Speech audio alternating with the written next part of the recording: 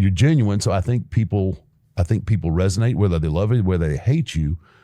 I think you could get to a point where you didn't necessarily have to do that. Yeah. It's nice to have it in the toolbox, but don't rely on it. I don't want to ever do that move again. Yeah, I wouldn't blame you. No, I'm never doing that again. It's on film now, brother. It'll live forever. Yeah. But I think that's where the and it's coming back. You're starting to see more guys that are in, Roman and all the storytelling aspect of it. That's what makes people care.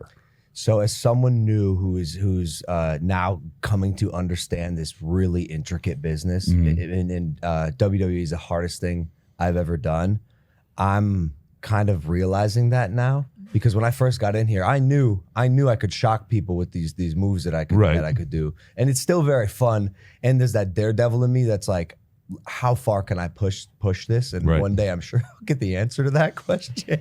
Oh, it comes eventually. And with the Ricochet one, not a great landing, took a little bit from me, my soul, and these things happen.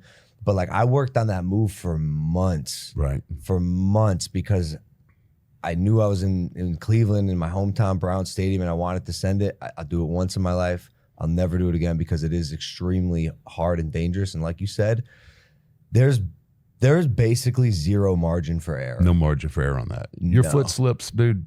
It's I had our referee secretly. You can see this if you watch the film back. Secretly, he'd put his armpit on the rope and dry it off, because if it would rub it, just because if there was oil on there, and this has happened before, there's oil on there, you slip up and you do the move. But what I'm getting at is, I'm envious of guys like Roman, who don't have to risk their entire body and health and wellness, because people are so invested in the story. Yep. In the story, and it's such a good note. That's a veteran note, but that's the hardest part. It is it.